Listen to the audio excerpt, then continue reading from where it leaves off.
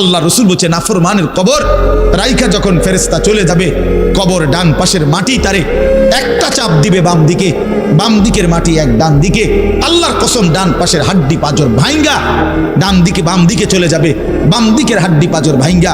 রসুল আল্লাহ বলেন আমার স্মরণ থেকে যে মুখ ফিরায় নিল, আমার বন্দিগি, আমার ইবাদত, আমার হুকুম পালন, আমি তার জীবন করে দেব সংকীর্ণ এবং তার হাসরের ময়দানে উঠাবো অন্ধ। এই জীবন সংকীর্ণ করার একাধিক তাফসির, এর মধ্যে একটা তাফসির হলো এইটা যে আল্লাহ জীবন সংকীর্ণ করে দিবে, মানে তার কবরের মধ্যে তার কবরটাকে একেবারে সংকীর্ণ করে দিবে। আল্লাহ রসুল বলছে নাফরমানের কবর রাইখা যখন ফেরেশতা চলে যাবে, কবর ডান পাশের মাটি তারে একটা চাপ দিবে বাম দিকে, বাম দিকের মাটি এক ডান দিকে। আল্লাহর কসম ডান পাশের হাড্ডি পাঁজর ভাইঙ্গা ডান দিকে বাম দিকে চলে যাবে, বাম দিকের হাড্ডি পাঁজর ভাইঙ্গা। রাসূলুল্লাহ সাল্লাল্লাহু আলাইহি ওয়াসাল্লাম বলছে বন্ধু দেখেন, হাত্তা তাখতালিফা আদলাউহু, এই দুই আঙ্গুল যেভাবে এভাবে একটার ভিতরে ঢুকে গেছে, খোদার কসম ডান পাশের হাড্ডি পাঁজর বাম পাশের হাড্ডি পাঁজর এইভাবে একটার ভিতরে ঢুকে যাবে। এইটার অর্থ এটা।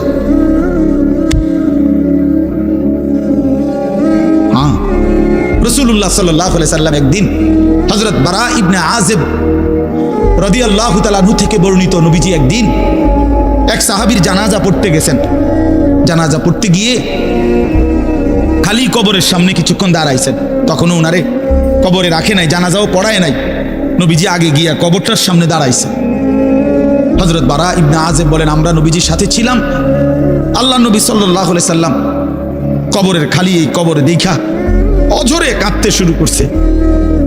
আমরা সবাই সাহাবীরা নবীজির সাথে কাঁদতে শুরু করলাম। অনেকক্ষণ কাইদা নবীজি চোখের পানি মুইছা আজীব কথা বলছে নবী। রাসূলুল্লাহ সাল্লাল্লাহু আলাইহি ওয়াসাল্লাম সাহাবীদেরকে লক্ষ্য করে বলছে, ইয়া ইখওয়ানি লিমিসলি হাদা ফাআইদ্দু, আমার বন্ধুরা, আমার সাথীরা, এই কবরে যাওয়ার জন্য তোমরাও রেডি হও। ফাআইদ্দু, তোমরাও প্রস্তুতি নাও, অচিরেই তুমি আমি সবাই এই কবরেই পৌঁছে যাইতে হবে। রাসূলুল্লাহ সাল্লাল্লাহু আলাইহি ওয়াসাল্লাম বলছে, প্রিয় বন্ধু আমার, জওয়ান সাথী আমার, সামান্য এই কয়টা দিনের জওয়ানি নষ্ট না করা, নষ্ট না করা, কোনোভাবেই নষ্ট না করা। তো এই জন্য বললাম এই সূরা মুলক এটা আল্লাহ তাআলা অত্যন্ত ফজিলতপূর্ণ একটি সূরা। রাসূলুল্লাহ সাল্লাল্লাহু আলাইহি ওয়াসাল্লাম বলছেন এটা কবরের আযাব থেকে রক্ষা করবে। এই সূরা নিয়মিত তাফসীরের মধ্যে আমি নিজে পড়ছি, তাফসীরে কুরতুবীতে আছে। আল্লাহ নবী সাল্লাল্লাহু আলাইহি ওয়াসাল্লাম বলেন লাওয়াদিত্তু, নবীজি বলেন আমার দিলের আশা, আমার দিলের তামান্না, আমার উম্মতের প্রতিটা মুমিন তার কলিজার ভিতরে, তার জবানে এই সূরা মুলক থাকুক, সূরা মুলক থাকুক। অর্থাৎ রাসূলুল্লাহ সাল্লাল্লাহু আলাইহি ওয়াসাল্লাম বলতেন আমার প্রতিটা মুমিন বান্দা উম্মত যেন এই সূরা মুলক তেলাওয়াত করে, যেন কবরের আযাব থেকে রক্ষা পায়। নবীজি 5 ওয়াক্ত নামাজের পরে, আল্লাহর কসম ভাই, এখানে অনেক ওলামায়ে কেরাম আছে, আপনি জিজ্ঞাসা করুন, নবীজি 5 ওয়াক্ত নামাজের পরে, সরদারে দু আলম নবীর তো কোনো গুনাহ নাই, তিনি নিষ্পাপ, তিনি তো জান্নাত উদ্বোধন করবেন।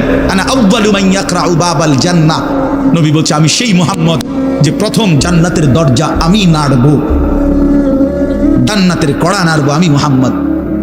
ভিতর থেকে ফেরেশতা বলবে আপনি কে? আমি বলবো মুহাম্মদ। ফেরেশতা বলবে আনতাজিরুলাক, আমি তো আপনার অপেক্ষাই করছিলাম, আপনি আসবেন বলেই তো অপেক্ষায় ছিলাম, আপনি উদ্বোধন করে দিলেই তো বাকিরা ঢুকবে।